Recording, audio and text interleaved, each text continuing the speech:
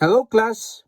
We learned in our previous lesson that one of the sources of laws in the Philippines is the decision of its Supreme Court.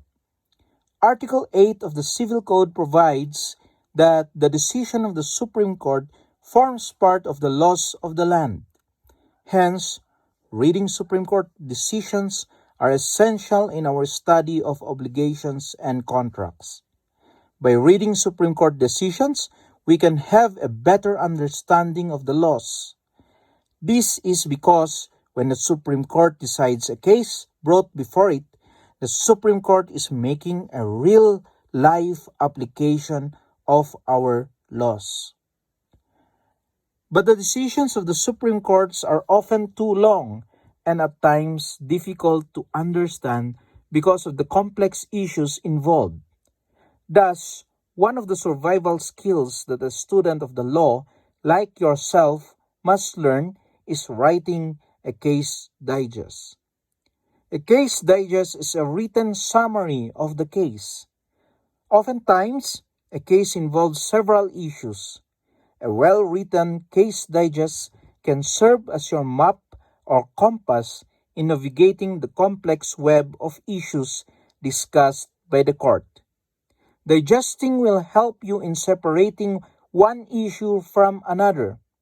Digesting will also help you in understanding how the Supreme Court resolved the various issues involved in the case. You need not discuss all the issues raised in your case digest. You only need to focus on the relevant issues related to our subject on obligations and contracts.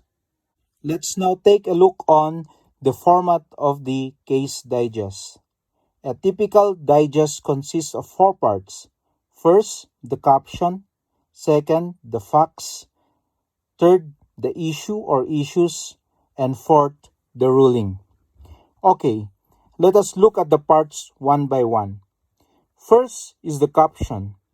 The caption includes the title of the case, the date it was decided, and the citation. Also included in the caption are the petitioners, respondents, and the ponente, or the one who wrote the decision. Example, spouses Antonio Beltran, petitioners, versus spouses Apolonio Cangayda Jr. and Loretta E. Cangayda, respondents. GR number 225033. August 15, 2018, under the ponencia of Justice Kagiwa. For those of you wondering what GR number means, GR stands for General Register. A General Register number is assigned to every initiatory pleading filed in court to identify the case for record purposes until its termination under the rules of court. The second part of the case digest is the facts. This is the summary of the case. There is no need to state all the facts. Just focus on those that are relevant to the subject. Let us illustrate. The case mentioned in our caption has the following facts. Sometime in August 1989, spouses Apolonio, respondents, verbally agreed to sell the disputed property to spouses Antonio, petitioners, for 35,000 pesos.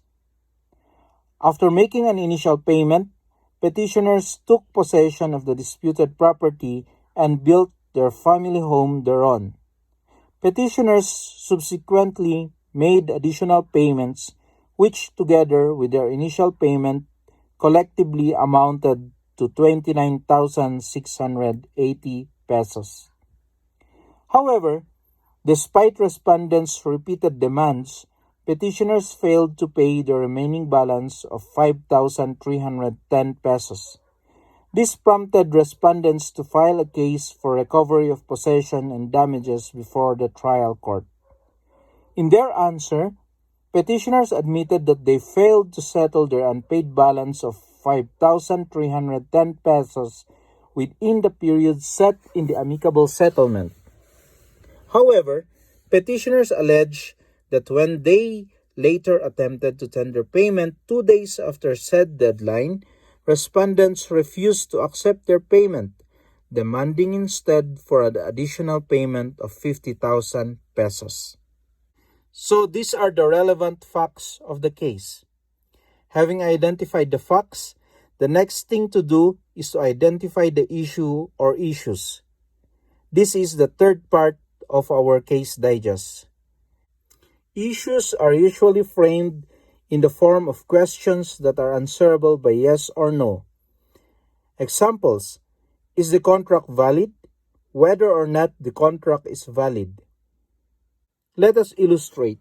One of the issues involved in the case at hand is whether or not slight delay is sufficient to justify rescission. Okay, having identified the issue, you are now ready for the ruling, the last part of the case digest.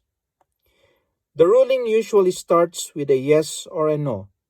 This answers the question raised in the issue. After the categorical yes or no answer, the reason for the decision is explained. Let us illustrate. Let us look at how the Supreme Court answered the question raised in the issue.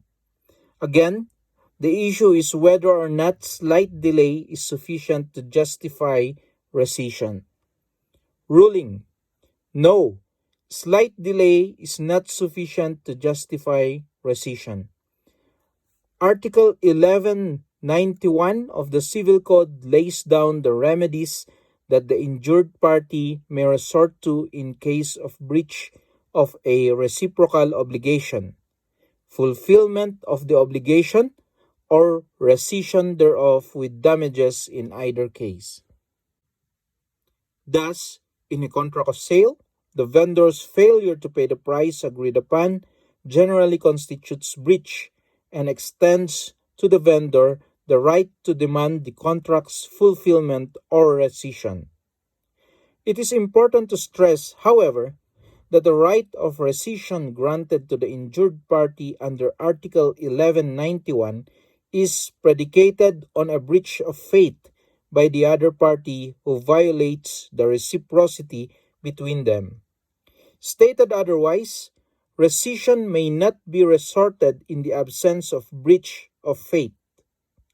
In this connection, Article 1592 extends to the vendee in a sale of immovable property the right to effect payment even after expiration of the period agreed upon, as long as no demand for rescission has been made upon him by the vendor.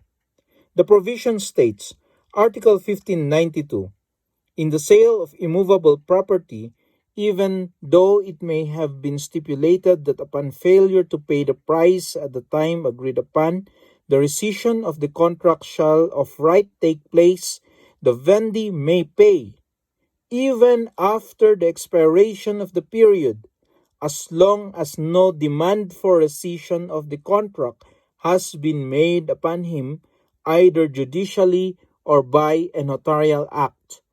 After the demand, the court may not grant him a new term.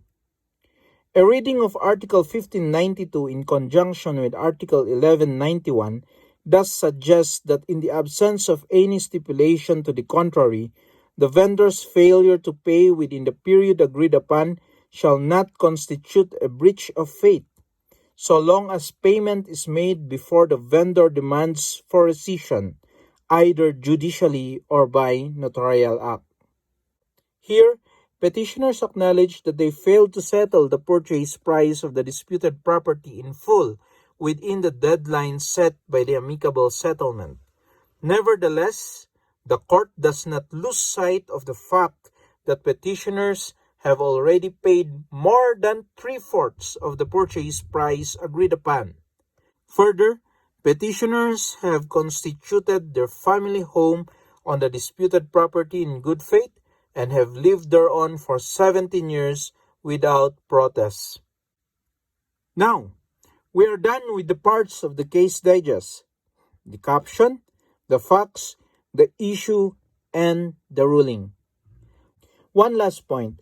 If you have been reading Supreme Court cases, you might have encountered dissenting opinions. Question: do you include dissenting opinions in your digest? To answer this question, it is necessary to ask a more fundamental question. What is the Supreme Court of the Philippines?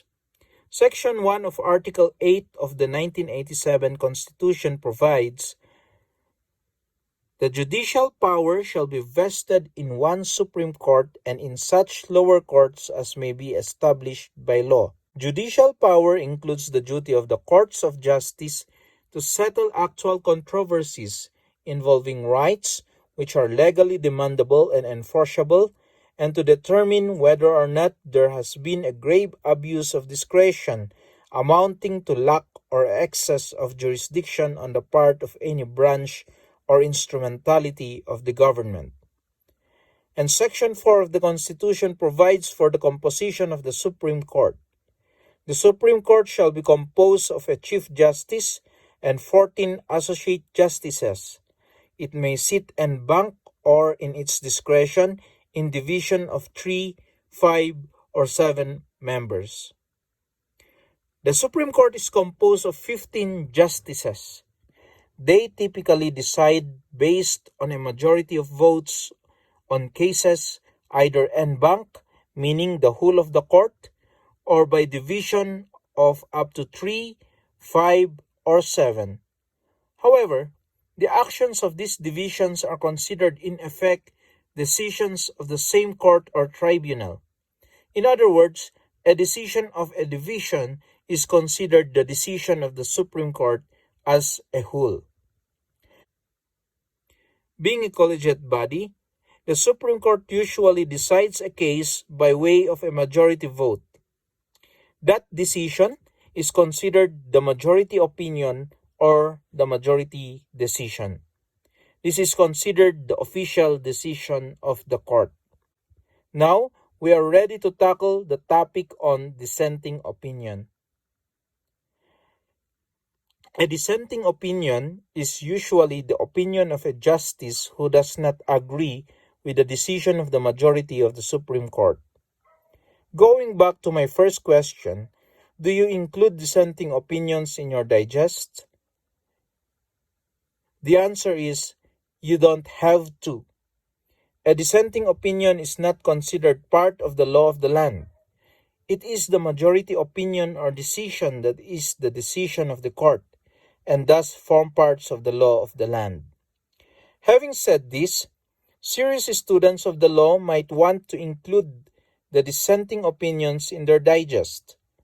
Cases that reach the Supreme Court are usually heavily contested cases, and even though it is the majority opinion that is controlling, a dissenting opinion of a justice put an alternative interpretation of the case on the record, which can encourage future discussion of the case. Such dissent may be used years later to shape arguments or opinions.